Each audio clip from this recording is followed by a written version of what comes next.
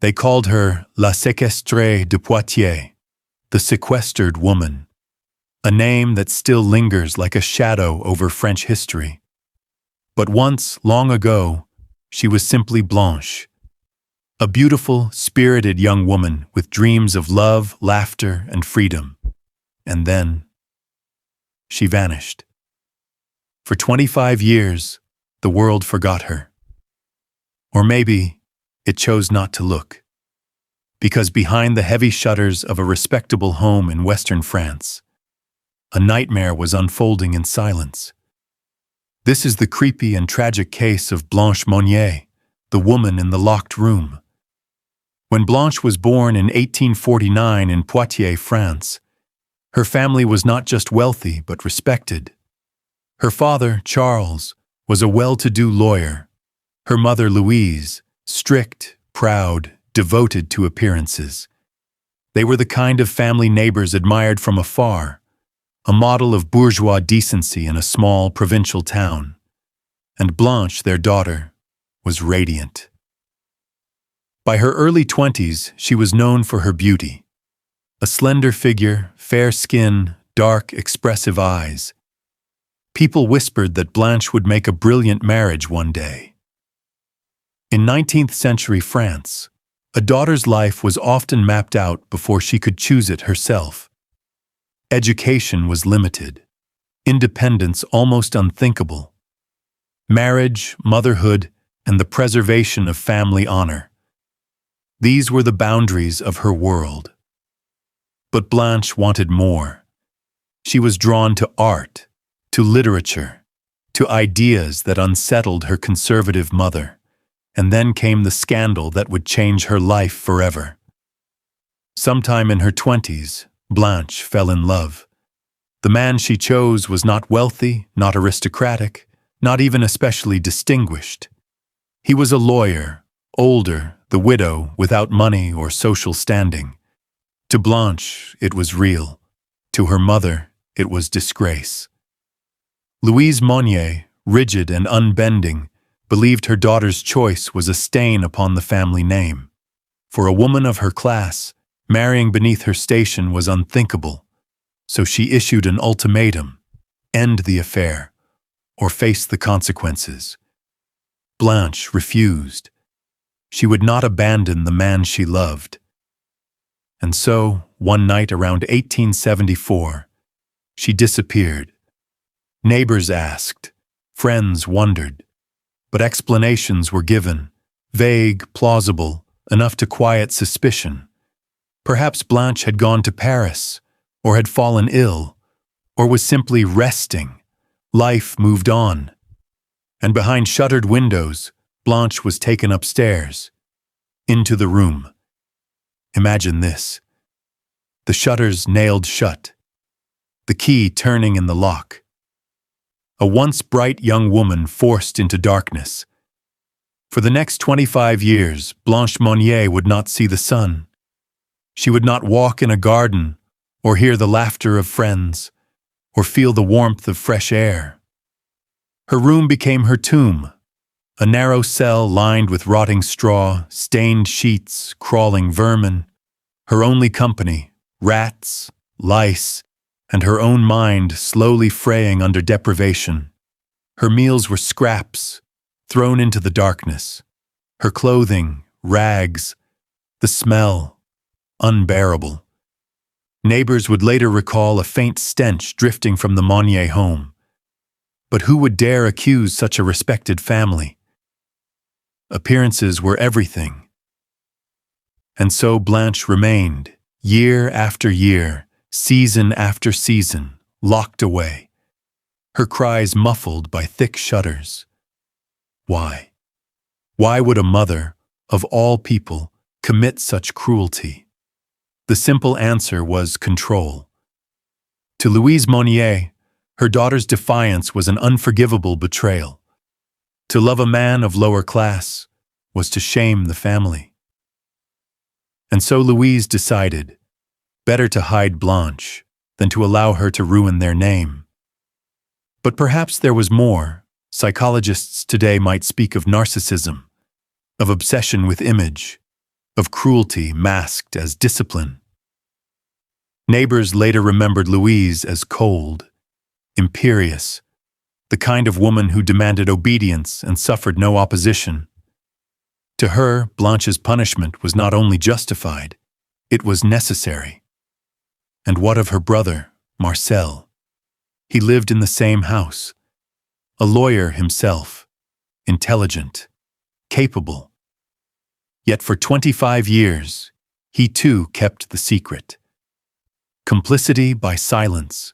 The truth remained hidden until May 23, 1901. It began with a letter.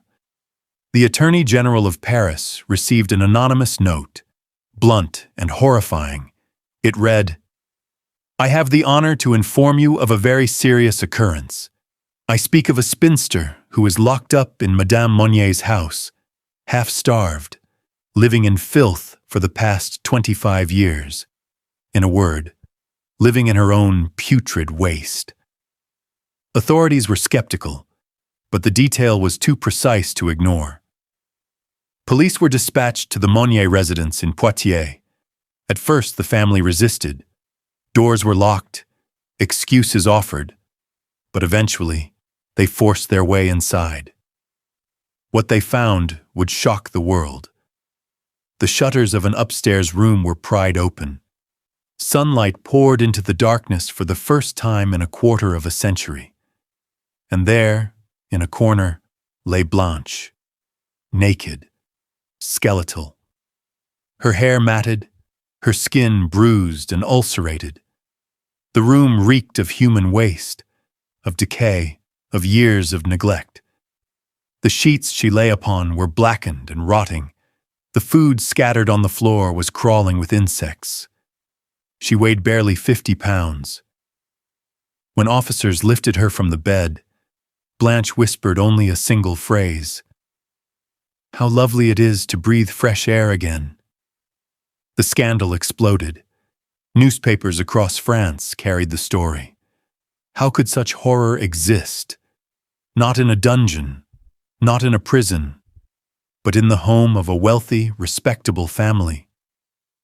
Crowds gathered outside the Monnier residence, shouting, furious. Louise Monnier was immediately arrested. Her son Marcel as well. And yet, here is where the tragedy deepens. Louise, the cruel mother who had condemned her daughter to darkness, never faced justice. 2 weeks after her arrest, she died. Perhaps of heart failure, perhaps of shock. She never expressed remorse. Marcel, the brother who lived in silence, went to trial. He argued that Blanche could have left if she wanted, that she was mentally unstable, that he merely followed his mother's will. The court sentenced him to 15 months in prison, but on appeal, he was acquitted. Legally, no one was held responsible for 25 years of torment. And Blanche? She was taken to a hospital. Doctors treated her malnutrition, her sores, her broken body. But some wounds never heal. She never fully regained her health. Her mind, too, had been scarred by years of isolation. She spent the rest of her life in care, sheltered but never free, until her death in 1913. The case of Blanche Monnier raises questions that still haunt us today. How could an entire community remain blind?